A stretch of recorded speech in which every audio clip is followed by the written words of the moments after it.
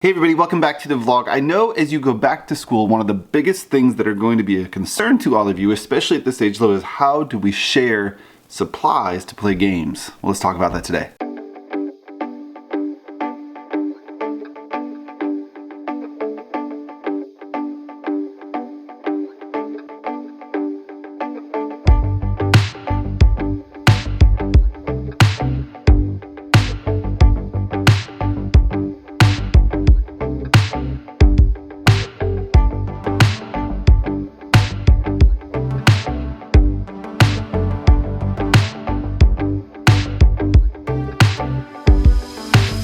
So if you haven't read my book, Teach, Play, Learn, How to Create a Purposeful Play-Driven Classroom, I'd love it if you would go pick it up at Amazon. Teach, Play, Learn by me, Adam Peterson, published through the amazing Dave Burgess Consulting. The reason I mention that book, because if you have read it, you know one of the things that I talk about quite a bit, and one of the first games I mention is Candyland.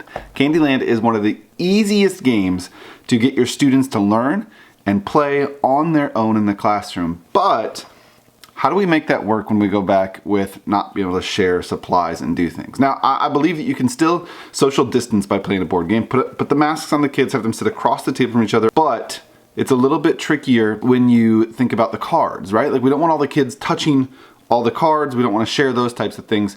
So social distance Candyland is going to look a little bit different. And here's the idea. Just get rid of the cards. Get rid of all the cards and go to a craft store or a local hobby store, maybe you already have these, and get some wooden cubes. And what you're gonna do is you're gonna make each of your students their own set of Candyland dice. Or just one, really, is all you need, because there's only 6 colors on the board. So I'm just using Sharpies or whatever you wanna use. You could probably use like the garage sale dots, and I'm just coloring right on these cubes. Now, you might do it a little bit more fancier than I am. This is just to show all of you. So with a blue Sharpie on this cube, now instead of drawing a blue card, you go to a blue spot when you roll a blue. And then we can make a purple side, and you would continue that for all the colors on the Candyland board. Now these, I got a 3-pack, it was a couple bucks. I think I've seen them smaller cubes in a larger pack for a lot cheaper. This is what I could find when I went to look, but super simple. So now instead of sharing Candyland cards, your kids are just rolling their own individual die, and they keep this in their toolbox so nobody else is ever touching it. So that's one way to solve that problem of sharing those materials, but still getting the kids a chance to play, because that's so important. And I've got more is coming in future episodes, but today we're talking about Candyland. So that's how we're solving the problem of the Candyland cards. Now the pieces is another one.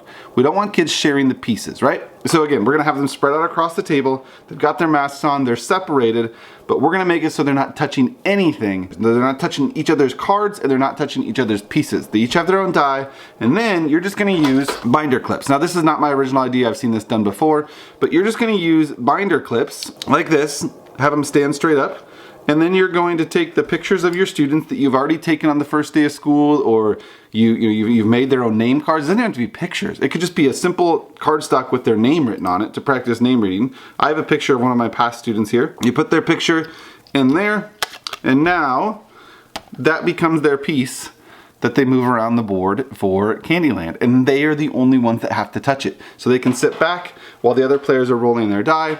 They can sit back, roll their own die, they land on purple, then they can sit forward, move their individual piece around the board, and just like that, you're playing a social distance Candyland without sharing any pieces in the classroom, and kind of following those guidelines we have to do. So again, wooden cubes, color the dots of the Candyland pieces.